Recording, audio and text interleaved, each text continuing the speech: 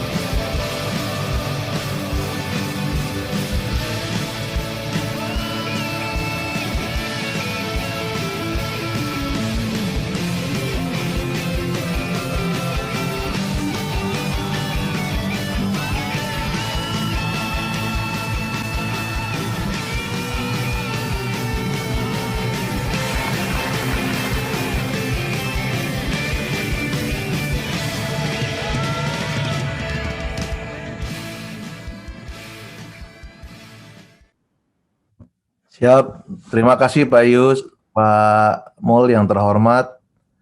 Di sini ada Pak Sebastian, Bu Anggun, Pak Ganjar, Pak Edi. Suara saya jelas atau menggema Pak Yus? Jelas, Mas. Jelas ya? Oke, siap. Jelas. Terima kasih. Siap. Dan seluruh teman-teman yang saya sayangi, jadi siswa penglibur yang mengikuti LDK pada pagi hari ini.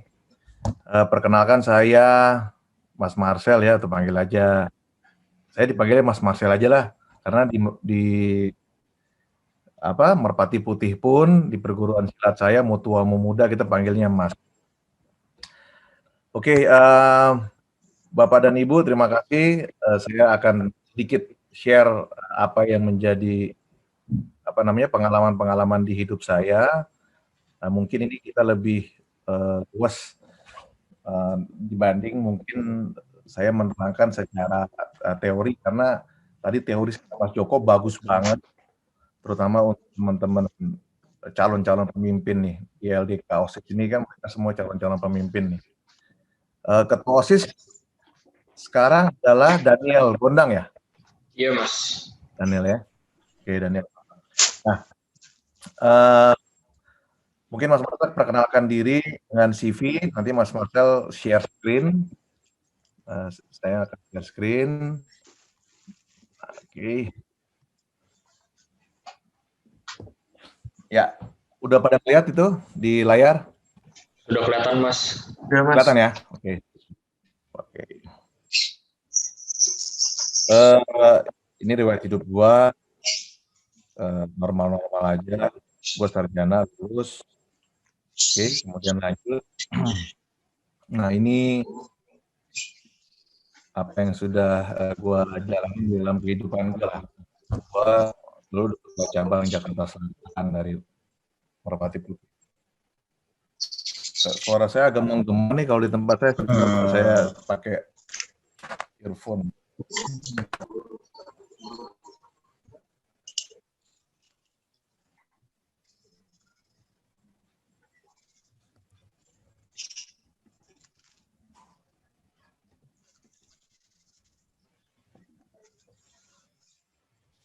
Halo? Ya, Bapak. Daniel, bisa dengar? Teman-teman bisa dengar? Bisa Mas. Bisa, Mas. Jelas. Oke. Thank you. Ya. Ya, ini di tahun 93 saya juara 1 untuk prestasi pencaksilat. Jadi saya lagi di organisasi. Ya. Jadi saya di cabang Jakarta Selatan tuh tahun 2003 memulai menjadi ketua cabang sampai dengan tahun 2013, beberapa periode. Kemudian ketua harian di pengurus pusat Merpati Putih dari 2013 sampai sekarang. Saya ketua ekonomi juga di BPC HIPMI Bogor, wakil sekjen KNPI bidang SDM. Kemudian ada International Motor Club, jadi ini internasional organisasinya di Satu Darah. Saya dulu presidennya, pendiri Satu Darah di Indonesia. Kemudian saya sekarang nomad Asia di di dunia lah dia. Kemudian organisasi saya juga ada Ketua Umum Persatuan Bela Diri Bela Negara Jaga Bangsa. Ketua umumnya saya, Ketua Pembina Mas Abi yang punya Pemuda Pancasila, pelindungnya Danjen Kopassus. Kemudian di partai saya dipercaya di Ketua DPP Sumber Daya Alam Mineral, Minyak dan Gas Bumi dari 2019 sampai sekarang. Nah, untuk pembinaan saya membina nelayan di Maluku sampai dengan sekarang. Ini juara-juara saya banyak di silat ya. Silat bela diri, kalau dilihat juara 1 nasional pencaksilat macam Marga di tahun 93, yang kedua juga 93 untuk kejuaraan nasional mahasiswa, padahal saya masih SMA tuh tahunnya kan, 93 masih. Kemudian kejuaraan nasional Ikatan Pencaksilat Indonesia tahun 2011, Stamina Tenaga tuh kejuaraan Power 2013. Nah, saya pernah juara MMA juga di zamannya orang-orang belum ramai MMA, saya waktu itu pertandingannya antara silat versus teman-teman ground fighting lah, BJJ ya. Tapi dulu ya mungkin dulu hebohnya BJJ ya. Tapi sekarang semua udah bersatu semua, sudah menjadi satu lah, semua temenan semua. Kalau untuk peserta ujian terbaik nasional 2014 pun saya masih terbaik, 2019 kemarin saya ujian masih terbaik. Saya pernah diundang MURI juga untuk memegang rekor kecepatan memukul. 1 menit saya ada 108 sasaran saya pernah pukul. Kalau usaha saya punya jasa pengamanan, ini kantor-kantor cabang saya bisa dilihat. Kemudian saya menyelenggarakan event silat bebas Indonesia di One Pride. Kalau teman-teman lihat One Pride, terakhirnya itu ada pertandingan namanya Silat Bebas Indonesia. Nah, itu hasil karya saya. Dan teman-teman bela diri bersatu juga. Kemudian Silat Keris Indonesia, saya juga menjadi ketua pembina. Kemudian penyayang binatang, saya jadi ketua pembina juga. Baik, itu sedikit sharing saya di bidang atau background hidup saya lah, kurang lebih gitu. Nah, kita masuk ke satu video, mungkin supaya lebih, saya minta izin Bapak Ibu semua, ini bukan mengenai politik, tapi teman-teman bisa lihat betapa bagaimana menjadi pemimpin itu, gitu ya. Tadi semua sudah diarahkan, tinggal satu aja saya mau menambahkan, nanti teman-teman bisa lihat di video ini. Bisa dilihat Bapak Ibu? Teman-teman semua bisa? Pak Yus bisa lihat Pak Yus? Bisa ya? Oke. Bisa. Izin ya, saya putar. Nah, waktu itu memang ini membela Pak Jokowi, amin. Nah, tapi ini adalah esensinya persatuan bela diri. Nah, ini kita lihat GBK ini dipenuhi dengan begitu banyak orang, teman-teman. Nah, kita menjadi ring 1 pengamanannya Pak Jokowi waktu itu. Nah, kita di tengah-tengah GBK itu. Nah, ini Mas Abdi Sleng, ketua acaranya. Nah, saya di situ sebagai pemimpin atau ketua umum dari Persatuan Bela Diri ini, bagaimana caranya supaya orang-orang di situ tidak rusuh. Karena setengah mati, di situ udah di tengah-tengah, nggak bisa kemana-mana. Banyak yang pingsan juga, kalau Bapak Ibu lihat di situ. Ya, ini Pak Jokowi turun dari atas. Nah, ini anak PL juga nih, Hansen tuh namanya. Oke. Nah, jadi kita mengamankan Pak Jokowi untuk masuk ke ke tengah-tengah GBK. Nah, terus bagaimana caranya supaya masyarakat jangan rusuh? Di dalam kejadian ini ada 1-2 kejadian yang orang-orang nggak tahu. Ada 1 orang bawa keris di depan persis di panggung itu.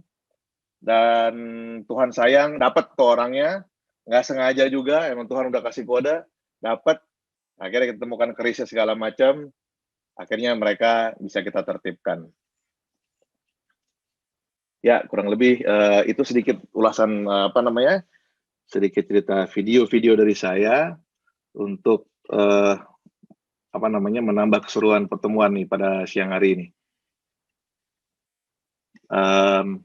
Saya mau share lagi untuk mulai dari topiknya. Nah, ini topik ini mungkin topiknya tidak pakai slide yang bagus karena biar agak lebih santai aja. Pak Yus, Pak teman-teman bisa lihat, Bapak Ibu semua? Bisa ya? Bisa Mas. Bisa Mas. Jelas. Siap. Nah, tadi kita lihat pada saat saya di GBK itu, bagaimana caranya kita bisa mengumpulkan teman-teman bela diri, which is semua punya potensi yang sama, mereka jago bela diri semua, tapi kita bisa kumpul, satukan, terus kita bisa kerja bareng. Tentunya ada satu niat yang sama. Selain itu, di dalam kepemimpinan saya mau menambahkan bagaimana caranya menjadi pemimpin sejati. Kalau tadi dari sisi teori ya, sangat bagus sekali untuk diterapkan teman-teman dalam hal memanage pada saat nanti teman-teman mau mengambil keputusan dengan cara strategis gitu. Nah, kalau yang saya akan sampaikan ini sebenarnya prinsip hidup. Kalau yang mau saya sampaikan ini, ya teman-teman, saya mau mengajak teman-teman untuk melihat bagaimana kehidupan sekolah di PL banyak mencetak pemimpin sejati. Kenapa sih gitu kan? Kenapa sih, apa sih brotherhood-nya yang bikin anak-anak PL itu jadi pemimpin sejati gitu loh. Nah, yang pertama, di sini ada 3 poin nanti. Yang pertama, bagaimana menjadi pemimpin. Nah, Matius 20 ayat 26 sampai 27. Oke, Matius 20 ayat 26 sampai, saya bacain aja langsung ya. Jadi bacaannya gini, tidaklah demikian di antara kamu, ini kita netral aja. Teman-teman yang non-muslim, tidak usah khawatir, ini tidak ada radikalisme di sini. Ya, siap Mas. Ya, jadi di sini adalah kita pembelajarannya untuk mengetahui kita punya pegangan. Nah, karena saya kepercayaannya Kristen, teman-teman yang Katolik juga sama punya di Alkitab, kita punya pegangannya itu. Nah, teman-teman yang Muslim cari hal-hal seperti ini pasti ada. Tapi at least sesuatu yang baik itu adalah tujuan dari seluruh agama di Indonesia. Oke. Matius 20 ayat 26 sampai 27. Ayat 26-nya gini. Tidaklah demikian di antara kamu, barang siapa ingin menjadi besar di antara kamu, hendaklah ia menjadi pelayanmu. Terus, dan barang siapa ingin menjadi terkemuka di antara kamu, hendaklah ia menjadi hambamu. Ya. Jadi ternyata apa? Ternyata orang-orang yang mau jadi pemimpin itu, ya kalau dari cerita ini sebenarnya kan ini ceritanya si Yesus nih ya, gitu. Gimana dia menjadi pelayan, dia tuh bukan menjadi big boss, meskipun dia the real big boss gitu ya kalau di dalam kepercayaan Nasrani. Tapi prinsip cara bekerjanya dia melayani. Melayani apa sih? Saya juga belajar ya pada saat saya memimpin organisasi, mulai dari bela diri, mulai dari motorcycle club yang isinya kebanyakan orang-orang yang mengidentifikasikan dirinya seorang gangster mungkin, seorang jagoan, seorang laki-laki gitu kan. Nah, tapi saya nggak pingin tuh teman-teman orang-orang itu menjadi orang-orang yang out of control gitu. Gimana caranya budaya PL itu kita bisa terapkan di seluruh organisasi ini ya? Terus saya meresapi bahwa memang konsep dari PL itu melayani. Nah, bukan bullying ya, bukan nyuruh-nyuruh anak-anak jadi gara-gara dulu kita jadi jadi hambanya gitu ya, kelas 2, kelas 3 terus kita jadi hebat, bukan. Tapi ternyata melayani yang saya ambil contoh di sini adalah teladan, memberikan contoh. Ya, ini kita lihat di slide yang saya buka ini. Nah, yang Romawi 1 bagaimana jadi pemimpin di Matius 20 ayat 26 kuncinya melayani. Melayani adalah memberikan teladan atau memberikan contoh. Nah, waktu gue di PL dulu, dalam pikiran saya itu, PL itu sekolah hebat. Berarti kita adalah anak-anak yang hebat. Pinter, inovatif, berprestasi, calon pemimpin. Nah, kita nih harus bisa buktiin. Gimana sih gue hebat karena gue anak PL? Gimana nih gue harus buktiin nih bahwa gue bisa hebat? Nah, yang pasti semua potensi anak-anak nggak sama. Benar nggak, Daniel? Ya kan? Mas. Iya, jadi nggak semuanya pintar matematik, fisika, kimia, nggak hanya akademis, tapi juga ada non akademis, fisik, seni, gitu kan ya. Even yang lain-lain kita banyak bisa kita bahas nanti dalam program-program yang akan kita buat. Nah, waktu saya gali potensi diri saya ini, cari kehebatannya apa ya? Oke, karena saya senang senang fisik, saya masuk ke organisasi yang ada pelatihan fisiknya segala macam. Wah, kalau GBA dulu saya ngerasain, waduh, gue perasaan anak mami nih nggak pernah naik gunung kayaknya. Ngeri-ngeri sedap juga. Gue nggak naik gunung deh. Terus saya lihat, ini kayaknya GJ, dulu gerak jalan, itu keren banget. Gerak jalan tuh kayaknya keren banget, orang-orangnya memang di situ kebanyakan anak-anak OSIS di situ deh, ketua OSIS segala macam. Nah, terus kita pilih GJ itu sebagai sebuah organisasi yang akhirnya kita jalani. Apa sih bentuk melayaninya pada saat kita ikut organisasi itu? Yaitu apa? Teladan yang dibuat oleh kita sendiri untuk mengajarkan kepada diri kita sendiri, yaitu apa? Kita latih diri kita pada saat kita benar-benar serius. Waktu itu kita pertama ya, kita harus bangun pagi, ya kan, latihan. Setiap mau tanding, kalau perlu libur-libur, setiap hari kalau mau tanding, latihan kita. Kita mau party, malamnya party, jam 3 pagi pulang, jam 6 pagi harus bangun, latihan. Gitu. Jadi dedikasi kita tuh tinggi banget. Sebagai seorang pemimpin yang, calon pemimpin ya menurut saya, harus bisa membuktikan kalau kita nanti mau jadi leader, kita harus bisa kasih tahu bahwa, kita buktiin dengan cara apa? Kita lihat nih perjuangan kita. Latihan fisik kelihatannya simple, sedikit lama-lama kita jadi ahlinya. Waktu latihan gerak jalan, ya kan, kita bangun pagi, kita latihan segala macam, akhirnya kita jadi juara. Nah, juara-juara ini ternyata yang membuat ternyata orang-orang yang saya lihat menjadi pengurus-pengurus OSIS itu menjadi keren. Kenapa? Mereka dengan sendirinya merasa percaya diri yang sangat, dan dandannya tetap keren. Mereka nggak berupaya menjadi orang yang, maksudnya orang yang nerd atau apa, enggak. Ya dia apa adanya aja. Kalau yang memang orangnya dandanannya agak-agak nerd gitu juga nggak apa-apa, tapi tetap kelihatan keren. Kenapa? Karena dia berprestasi. Nah, kedua, saya ada tambahan organisasi luar sekolah, yaitu silat merpati putih. Yaitu dengan cara saya membuktikan diri saya, oke, gue fisik bagus, oke, kita coba latihan silat. Nah, begitu untuk membuktikan kita bahwa kita bisa memberikan contoh atau teladan. Jadi pulang sekolah, kalau misalnya pada saat TC, kita TC. Ya kan, hari libur Sabtu Minggu TC juga disesuaikan sama GJ. Akhirnya apa? Kita jadilah juara. Juara-juara yang kalian lihat tadi itu nggak mungkin datang dengan sendirinya tanpa kalian berjuang. Nah, itu maksud saya, kita mulai menggali potensi kita, kemudian kita temukan, kita jadikan diri kita teladan. Pada saat kita bisa membuktikan diri kita teladan dan berprestasi, maka akan ada kepercayaan diri yang tinggi bahwa kita benar-benar anak PL yang hebat dan calon-calon pemimpin. Itu yang harus ada di benak para pemimpin sekarang di LDK ini. Di sini ada 19 orang ya, Daniel ya? Berapa orang sini yang OSIS 19, Mas. Ya, sorry, ada telepon masuk. Bentar. Ada berapa Daniel? 19, Mas. 19 ya. Ketuanya Daniel, wakilnya? Abi, Mas. Wakilnya Saya, Abi, Mas. ya? Saya. Mana Abi? Oke, Abi. Saya, Mas. Sip. Oke ya. Nah, kita lanjutin nih. Ketua, wakil, dan teman-teman semua.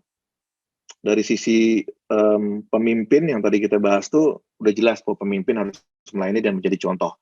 Kelihatannya simple, tapi itu suatu standar, filosofi, atau prinsip yang akan mendasari apa yang akan kalian buat secara akademis tadi. Teori tadi begini.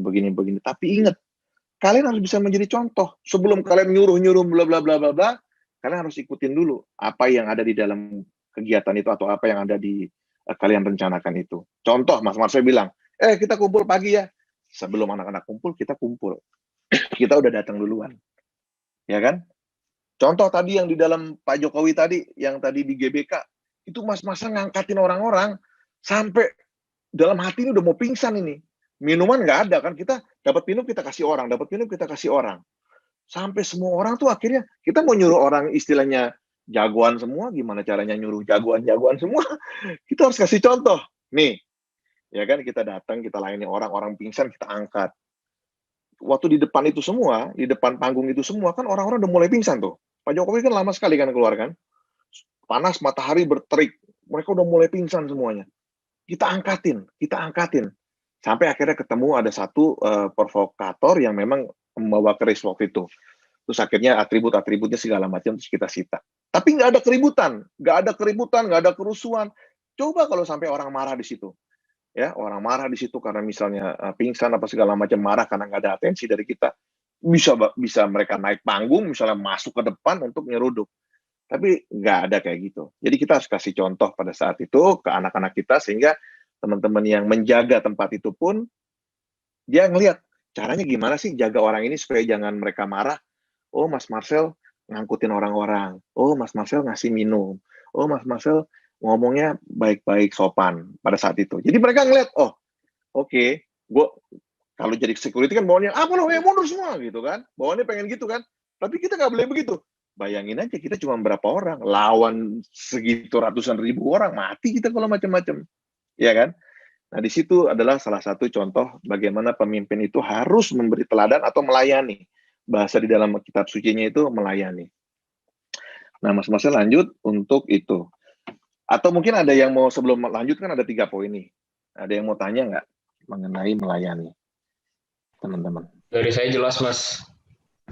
Daniel jelas ya? Mungkin yang lain? Saya jelas sih, Mas. Jelas, Mas. Oke. Jelas, Abi ya, jelas ya. Gue sih salut ya nih, soalnya teman-teman di kepengurusan OSIS sekarang kelihatannya memang antusias. Mungkin karena kalian juga udah biasa Zoom online lah ya. Kalau apa namanya kakak-kakak kelas kemarin tuh memang mereka bener-bener kaget banget pada saat mereka tuh merasakan harusnya kegiatannya fisik tiba-tiba menjadi daring gitu. Memang banyak inilah, banyak apa namanya istilahnya mungkin kekecewaan di dalam hati juga. Aduh, kenapa begini ya, kenapa gitu. No worries lah, kita harus hadapi, kita harus jalan terus. Kita nggak boleh stop. Ya, oke kita lanjut sebentar. Oke. Ya, ini kedua, kita udah jadi pemimpin nih. Tapi pemimpin seperti apa sih? Kita harus jadi pemimpin yang sejati. Kenapa sejati? Nah, sejarahnya ya kan? Kenapa harus sejati? Pemimpin dong bisa, pemimpin bandit, pemimpin juga kan? Ya nggak Daniel? Pemimpin bandit, pemimpin juga. Ya nggak? Tapi harus jadi pemimpin yang sejati. Nah, pemimpin yang sejati, ambil dari mana? Ya gampang lah. Karena kita punya kepercayaan, ya kan? Kita cari yang paling gampang dari kitab suci. Kita baca dari Filipi 4 ya. Filipi 4, ya kan? Ayat yang ke-8. Mas-mas bacain aja. Jadi dia bilang gini, ini kan pemimpin sejati itu kan pemimpin yang kita boleh bilang berintegritas. Pemimpin yang berintegritas itu, ya, orang bilang kan integritas, harus bisa integritas lo, berjaga integritas lo, gitu kan. Apa sih pemimpin yang berintegritas atau sejati itu? Adalah pemimpin yang pikiran, perkataan, perasaan, dan perbuatannya selaras. Selaras, oke selaras. Tapi pikirannya seperti apa? Nah, ambilnya dari kitab suci. Supaya pikirannya jangan yang ngaco-ngaco. Pikiran seperti apa sih yang harus kita punya sebagai anak-anak PL yang akan menjadi calon-calon pemimpin di masa yang akan datang tanpa melalui gonjang-ganjing harus turun dulu jadi ini, jadi enggak. Kalian mau shortcut enggak? Kalian ambil nih 2 kepemimpinan atau 2 prinsip kepemimpinan ini. Ya, dari Matius tadi dengan sekarang Filipi. Pikiran seperti apa yang harus diselaraskan? Dengerin. Jadi akhirnya saudara-saudara, kata di sini Paulus, semua yang benar, semua yang mulia, semua yang adil, semua yang suci, semua yang manis, semua yang sedap didengar, semua yang disebut kebajikan dan patut dipuji, pikirkanlah semuanya itu. Oke, dengerin lagi sekali lagi. Jadi akhirnya semua yang benar, semua yang mulia, semua yang adil, semua yang suci, semua yang manis, semua yang sedap didengar, semua yang disebut kebajikan dan patut dipuji, pikirkanlah semuanya itu. Ya, jadi pikiran yang kita mau ambil apa? Ini pikiran yang ini nih, ayat 8 nih. Pikiran yang bagus-bagus, pikiran yang patut dipuji, semua yang positif, yang suci. Kalian pikirin, masukin ke dalam program-program LDK kalian, OSIS kalian. Ya. Nah, pikiran itu harus diselaraskan dengan cara apa? Buktikan, jangan cuma konsep nggak dijalanin, ya, karena harus jalanin, buktiin. Kalau ada 1-2 orang yang lemas, yang aduh nggak bisa gini, pemimpin, siapa di sini ketuanya? Ya kan, ketuanya lagi lemas, wakilnya lagi lemas, sekretarisnya, bendaharanya, ketua bidang-bidangnya, maju terus. Semua yang lemas kasih motivasi. Yang penting tadi kata Mas Joko apa? Komunikasi. Guys, gue lagi lemes banget nih, gue bisa putusin tadi kan, ya kan? Gue lagi putusin, anjir nih, gue lemes banget nih, ya kan? Wakilnya yang main. Kalau di dunia nyata apa? Guys, gue bisa PHK nih, pusing, gue nggak bisa mikir. Yang lainnya support, gitu. Tapi selaras semuanya. Hal-hal yang bagus, yang positif itu untuk kalian itu selaraskan, maju, terus. Jadi disinilah kunci kita bisa mempunyai nilai. Apakah kita hanya pencitraan dengan banyak ide, apakah kita benar-benar pemimpin sejati yang nggak banyak omong, habis kasih ide, tak, bikin. Nah, itu bisa terjadi satu kalau pemimpinnya, kalian ini semua pemimpin kan, kalau pemimpin itu punya integritas, benar-benar dalam hati, oke, gue jalanin, gitu. Nah, Mas Marcel di sini sebagai pembina, sebagai orang yang di luar ini hanya bisa kasih support. Yang bisa action tuh kalian, ya. Mas Marcel nggak punya tangan yang panjang sekali untuk istilahnya untuk campur tangan terlalu jauh, gitu. Dan itu nggak mendidik. Kalian akhirnya tidak terdidik kalau kayak begitu. Tapi kalau ngingatin bisa, gitu. Apalagi bapak-bapak dan ibu guru di sini, ya. Jadi, kenapa ada ayat 9? Karena apa yang nanti kamu telah pelajari, dan apa yang telah kamu terima, dan apa yang telah kamu dengar, dan apa yang telah kamu lihat, padaku lakukanlah itu. Jadi, contoh-contoh yang baik yang diajarin itu, lakuin. Kenapa? Karena Allah sumber damai sejahtera akan menyertai kamu. Jadi, di ayat 9 itu, begitu kalian jalanin ini menjadi pemimpin yang berintegritas, kalian itu akan menjadi anak-anak Allah yang benar-benar, Allah tuh ini loh, Allah tuh benar-benar istilahnya, dia tuh kalau udah ngebelain kita all out banget. Contoh tadi lagi yang di GBK itu, Mas Marcel waktu itu, Mas Marcel kan pengamanan utama. Tahu nggak Mas Marcel mau jadi pengamanan utama itu yang ngeganjel banyak banget. Seluruh pejabat-pejabat nggak pingin, siapa sih pribadi baja? Siapa sih Marcel kok mau boleh ditaruh di tengah untuk jagain Pak Jokowi? Siapa dia? Jadi waktu saya mau masuk, saya nggak dikasih kartu akses. Saya nggak bisa masuk waktu itu. Bukan nggak dikasih, mungkin saya nggak ngerti ya. Mungkin apakah ada yang memang kartunya terselip atau apa? Mungkin di situ ada satu keadaan yang membuat kita, aduh, kok kita nggak bisa masuk nih? Kita menjadi pertanyaan kan? Kita menduga-duga akhirnya. Tapi intinya satu, kita anak-anak Tuhan pasti Tuhan bela. Saya cuma ngomong sama sekjen, saya cuma bilang, sekalipun orang-orang yang takut akan Tuhan, itu tidak pernah akan dipermalukan hidupnya. Pada saat itu, mereka cuma beriman semua, oke, ketum, kita percaya. Tahu nggak apa yang terjadi? Ketua panitianya ngelihat kita, nggak sengaja, ini kan orang udah banyak banget, semua handphone putus, di jam semuanya. Nggak bisa kita berkomunikasi. Nah, pada saat itu, teman-teman tahu apa yang terjadi, ketuanya tiba-tiba bisa ketemu kita, terus ngomong sama kita, ayo, Marcel, di mana aja dari tadi? Gila, kita cari-cari dulu dari tadi, katanya. Loh, Mas, kita di sini, Mas, kita yang kebingungan, kita mau ngapain? Ayo, masuk semua, meeting sama Pas Pampres, semua dikondisiin, jadilah kita, pengamanan di tengah-tengah GBK itu. Dan pada saat sebelum pengamanan, saya tarik semuanya ke tengah, berdoa dulu. Saya bilang, ingat kan kata-kata saya? Kita mau nggak ada ID, orang nggak kasih apa segala macam, mungkin karena habis, karena mungkin udah pada pusing, nggak ngerti juga. Tapi artinya nggak ada yang bisa ganjel kita. Tuhan kalau udah ngebelain, itu benar-benar. Makanya di dalam Alkitab Suci dibilang, kalau Allah di pihak kita, siapakah lawan kita? Nggak ada yang bisa ngelawan. Mas Marcel kejadian di Satu Darah juga gitu. Satu Darah ada yang pelintir-pelintir Mas Marcel. Jadiin Mas Marcel victim atau mungkin menjadi seseorang yang berkonotasi negatif. Tuhan yang bela, semua berbalik, semua belain Mas Marcel. Mas Marcel tetap jadi pemimpin, sekarang malah diangkat menjadi pemimpin Asia. Merpati Putih sama, ya. Terlepas ada ketidaksukaan mungkin 1-2 orang, mungkin ada ketidaksenangan dalam pribadi organisasinya secara keseluruhan waktu itu kepengurusan pusat Mas Marcel. Yang pertama, Mas Marcel udah 2 periode nih. Yang pertama, akhirnya kejadiannya yang pertama itu Mas Marcel dikudeta.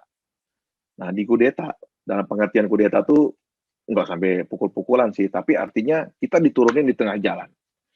Waktu kita diturunin di tengah jalan, kita waktu itu marah ya, cuman kita tetap berpikir positif. Saya bilang sama teman-teman, kita bekerja aja, kita berkarya aja.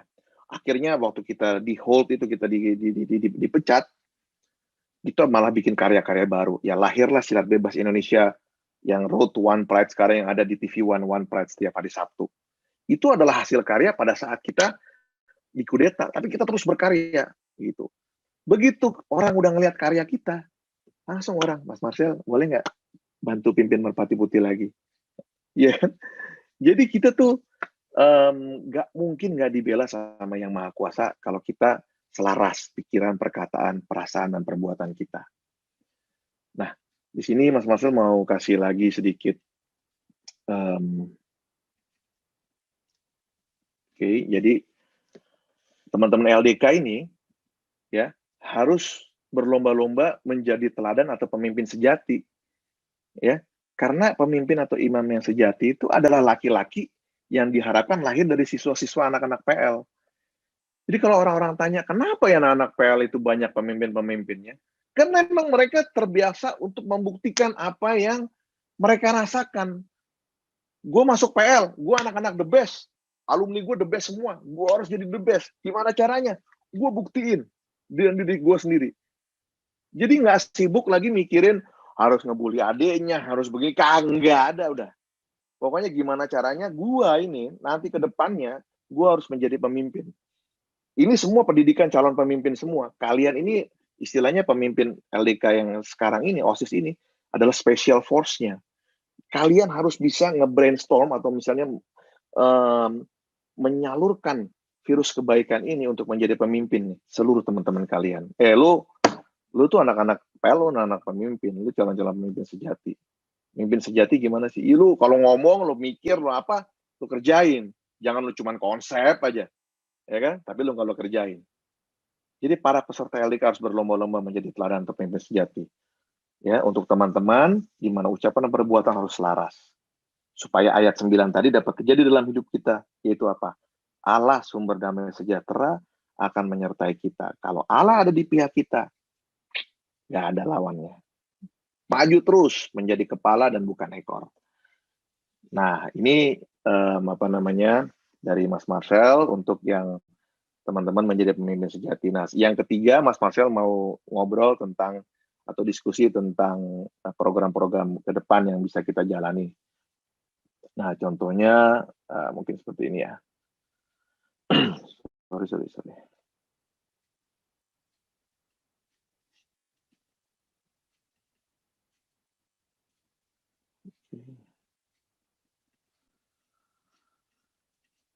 Ya, mungkin tapi dari sebelum kita masuk ke ini, mungkin Mas Marcel mau tanya dulu deh ke teman-teman. Mungkin Daniel dulu lah. Ya, Mas. Daniel tadi udah dengar kan mengenai apa yang Mas Joko presentasikan. Terus udah dengar juga apa yang Mas Marcel sampaikan kepada kalian. Terutama Daniel sini sebagai ketuanya. Daniel sanggup nggak ke depan untuk menjadi pemimpin sejati yang berintegritas tadi? Sanggup, Mas, kalau ada dukungan dari yang lain, Mas. Buka aja speakernya nggak apa-apa, Daniel. Daniel buka aja speaker. Teman-teman LDK OSIS, siapa di sini yang masih ragu bahwa kalian ke depan bisa menerapkan menjadi pemimpin yang sejati? Ada nggak? Semua yakin nggak? Sultan yakin nggak, Sultan? Sultan sekretaris nih. Iya, yakin ya? Menurut Sultan, kalau misalnya ada anak senior nanti atau mungkin alumni-alumni yang nanti ngegas kalian untuk maksudnya bilang kalian bahwa lo kalau nggak ngikutin gua hajar lo, apa yang lo bilang, apa yang lo sampaikan kepada dia? Coba gue tanya sama Sultan. Kalau saya sih ya gini aja, kita kan percaya apa yang kita lakukan itu yang benar, jadi kita kayak ya kalau mau lu tonjok aja gitu, kayak sini gitu, nggak apa-apa Iya. gue bonyok sekarang, Benar. karena apa yang gue lakuin Benar. itu benar dan Tuhan akan mendukung apa yang benar. Benar. Keren. Gitu aja, nggak apa-apa. Ya, kalau gue tuh selalu ditanyain, Mas Marcel gimana sih ngurusin orang-orang Ambon itu? Bayangin ya, seluruh organisasi Maluku ya, itu banyak sekali gitu. Ya, nggak gampang ngurusin orang-orang Maluku gitu. Nah itu salah satunya, satu daerah itu banyak etnis dari Maluku. Dan itu kan kita nggak gampang ngurusin karena mereka rata-rata merasakan keras. Mereka merasa benar-benar jiwanya tuh alifuru. Jadi apa-apa tuh pendiriannya sangat keras. Jadi nggak bisa kita rubah-rubah istilahnya nggak bisa kita doktrin dengan gampangnya. Gampangnya dengan gimana? Dengan gampangnya dengan kita memberikan contoh ternyata. Ya itulah mungkin kita di dalam PL itu hal-hal tersebut yang terjadi ya.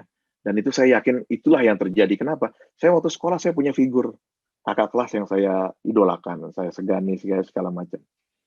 Wah, pengen nih gue kayak dia nih, gitu kan. Kenapa? Dia buktiin apa yang dia omongin. Sebenarnya simple. Coba kalau kamu ketemu sama orang yang nggak pernah buktiin apa yang dia omongin. Males kan? Cuman ngomong aja gitu kan. Kalian ini OSIS, semua punya bidang-bidangnya masing-masing ya. Daniel ketua, Wibi wakil, Arya seksi sosial, terus ini ada seksi rohani Raditya, Andika apa Andika seksinya? 10 Kak, Mas. 10K apa sih? Sorry. Kayak kebersihan keamanan, kayak semacam percontohan gitu deh kalau nggak salah, Mas. Oke. Ya nggak apa-apa. Lu tunjukin apa yang ada dalam situ, bidang lo apa, lo kerjain. Ya, kalau lo udah punya program, lo punya konsep, jalanin. Kemudian siapa namanya? Christopher kesenian ya, Christopher kesenian ya? Iya, Mas. Oke, sip. Terus Justin Timothy, bendahara. Justin, terus jago cari duit nih. Organisasi, kalau duitnya banyak, mantep nih. Itu bendahara 2 ya, Justin ya? Iya. Justin bendahara 2. Oke. Mantap. Terus Adi, akademik. Di akademik ngapain aja, Di? Kayak ngadain acara webinar gitu, Mas. Oke. Nanti gue ada beberapa ide, nanti kita diskusi ya.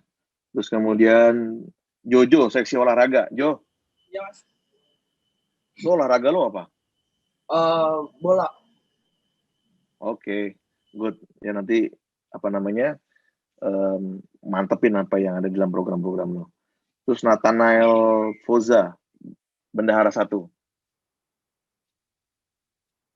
Nathanael?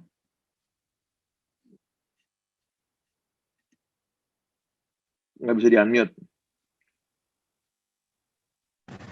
Lu bendahara Ya, Mas. 1 ya? Bendahara 1 ya, lo ya? Iya, Mas. Jadi lu sebelum ke Justin Timothy, lu dulu nih cari duit nih. Enggak ya, dua-duanya lu cari duit tuh. Iya. Bendahara 1, bendahara 2. Putar otak gimana caranya ya. Mengelola uang. Kalau cari duit kan ini di sekolah kan terbatas. Tapi mengelola uangnya itu jaga integritasnya. Oke, kemudian Melvin ya. Melvin sekretaris 1 ya, Melvin ya.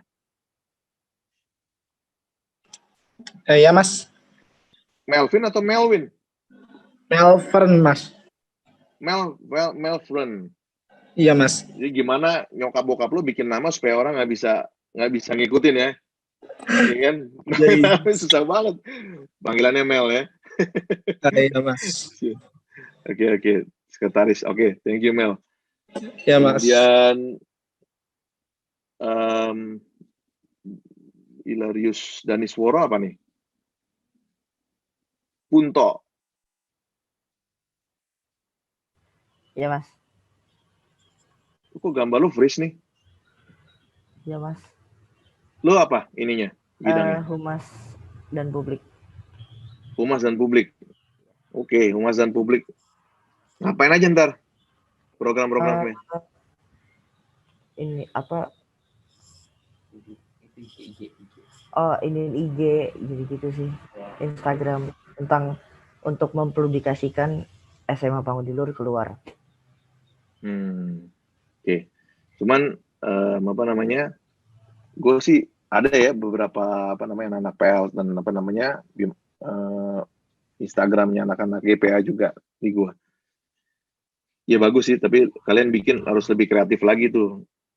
Terus Ezra akademik juga nih Ezra ya. Iya mas. Ezra Iya mas. akademik ya. Oke. Nanti gua kasih usul, nanti kita diskusi. Humas 2 Andra. Oke. Andra, aman? Ya mas. Di otak udah banyak ide-ide belum? Ada mas. Ada kok, tapi Ada, ya? saya usahakan lebih banyakin. Oke. Aristo. Ya mas. Aristo rohani ya? Iya Lu mas. orangnya rohani banget nggak? Nggak begitu sih mas. Tuh, rohani itu di dalam benak lo, bayangan lo mau bikin apa? Misa-misa gitu mas. Perayaan Ekaristi. Bisa. Oke, ya lebih seru-seru lagi dong, ya kan? Bikin kegiatan-kegiatan kalian, tapi kan nanti kan pasti di daring semua kan? Gue sih ada beberapa ide nih, ntar kalian langsung disup-supin aja sesuai dengan bidang-bidang kalian. Ya rohani tuh lu juga harus buktiin, bidang rohani lu bener-bener harus buktiin bahwa apa yang lo bikin, programnya itu lo jalanin. Ya kalau anak-anak rohani sejatinya emang harus anak-anak yang memang punya kemauan untuk supaya anak-anak PL rohaninya bagus. Ya kan? Istilahnya apa, sejahat-jahatnya kan, pasti ada sisi baiknya. Lo kulik tuh sisi baiknya. Ya kan? Dimulai dari siapa? Dimulai dari lo sendiri. Oke, terus ya semuanya udah gue sapa ya. Nah, gue buka lagi yang tadi yang gue share ya. Pak Bastian, saya masih punya waktu berapa menit ya? Kurang lebih 10-15 menit, Mas. Nggak apa-apa, biar Oh iya, saya. Oke, ya, thank you. Nah, ini ada usulan program ya. Sebentar. Nah, usulan program sih sebenarnya sederhana aja. Kita buat kegiatan fisik dan non-fisik. Nah, gue kasih contoh nih, fisik ini sebenarnya kegiatan fisik yang menggunakan daring itu banyak loh dilakukan oleh alumni-alumni loh.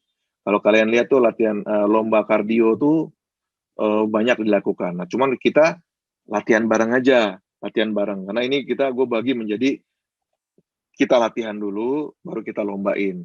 Habis kita lomba internal sekolah dulu, baru kita ajak SMA-SMA lain untuk gabung. Nah, ini kan belum kejadian nih, lomba antar SMA, gue nggak tahu ya. Apakah udah kejadian, tolong dikoreksi, tapi mungkin Daniel mungkin bisa kasih masukan. Dan sorry Daniel, gue tanya, pernah nggak ada lomba-lomba daring kayak gini di antar SMA?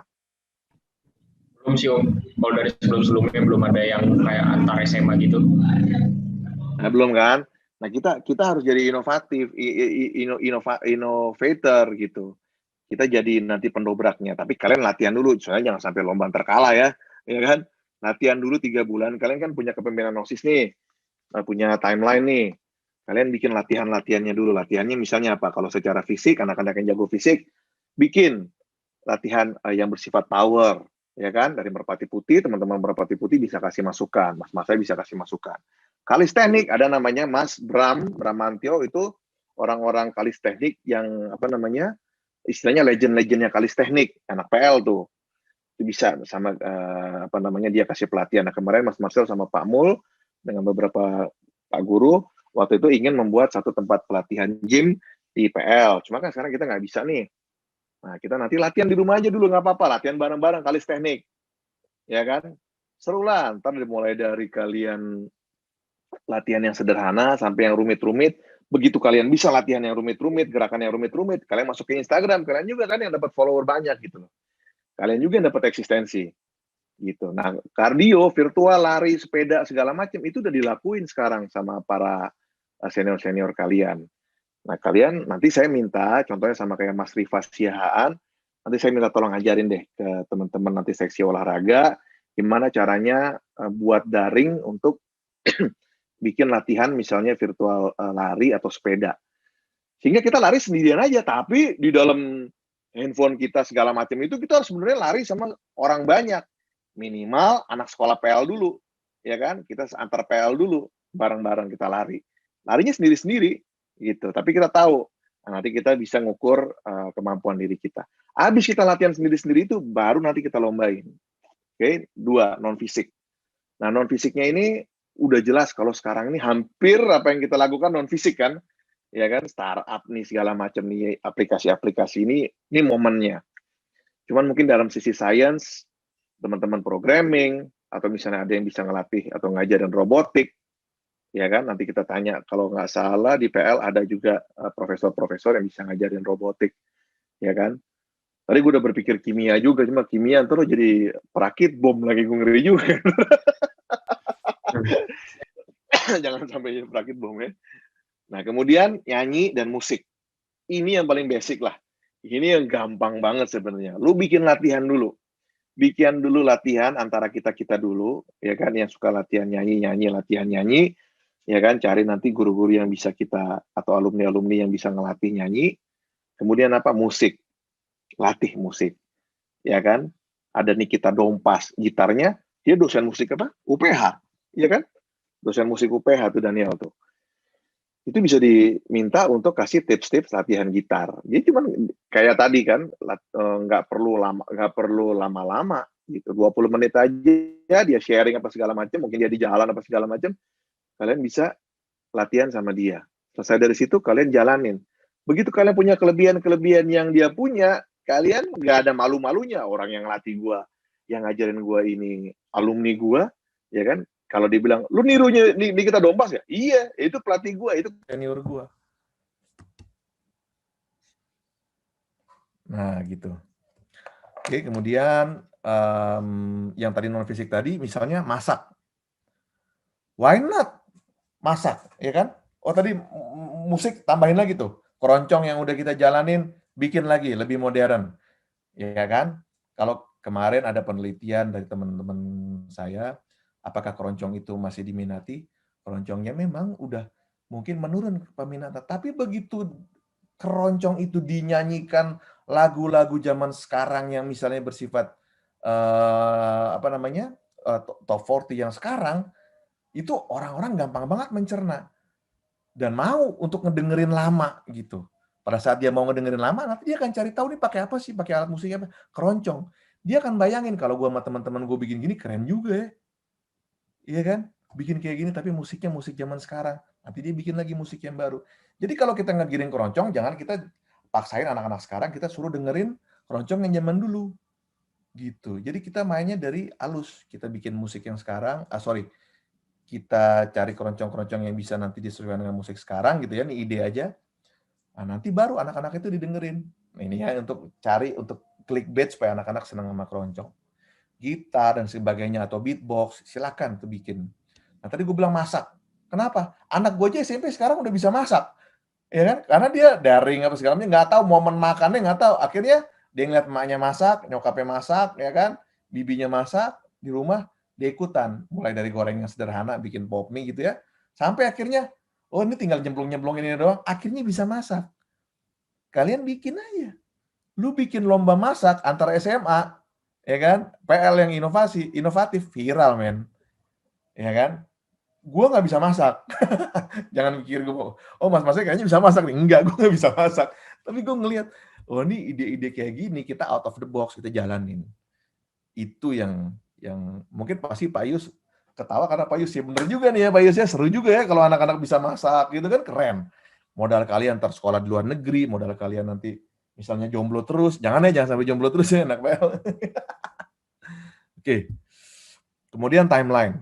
Nah, timeline ini untuk mempermudah teman-teman atau leader dari sini adalah Daniel. Daniel, gue saranin bikin program. Jadi gue kalau di mimpin organisasi itu kan kita ada rapat kerja nasional ya, Rakernas ya. Nah, Rakernas itu gampangnya kepemimpinan berapa tahun sih saya nih gitu. Oke, kalau gitu misalnya ada contoh program ini untuk kesiswaan ini untuk kegiatan lomba. Berapa lomba dalam 1 tahun kamu mau bikin. Tapi ingat, latihan dulu. Kalian kalau mau bikin lomba, supaya lombanya itu seru dan teman-teman itu berpartisipasi banyak. Jadi karena kalau kalian bikin kegiatan, kalau nggak berawal dari kalian, susah membuat viral gitu. Ya kalau kalian malas-malas, anak SMA-nya pada males gitu kan, anak-anak PL pada malas, susah gitu. Dari mana anak-anak siswa itu semangat? Dari kalian dulu. Jadi Mas Marcel kasih semangat, LDK teman-teman LDK semangat, Bapak Ibu guru semangat, menjalir ke anak-anak, baru viral ke seluruh orang. Itu virus yang baik gitu. 3 bulan kita latihan, 3 bulan kita pendalaman, ya kan? Kita latihan begitu 3 bulan kita pendalaman, habis itu lombanya kita dulu gitu, misalnya 6 bulan. Setelah lomba kita dulu, kita udah aktif, kita udah ahli, baru kita bikin kejuaraan. Ya kan, kita kasih mereka waktu 2 bulan. Mereka pasti punya, tapi pasti juara umumnya kita. Kalau kita juara umumnya, nama PL bagus lagi. Gitu. Untuk hal-hal atau kegiatan yang positif. Baik, mungkin itu apa yang Mas Marcel bisa sampaikan.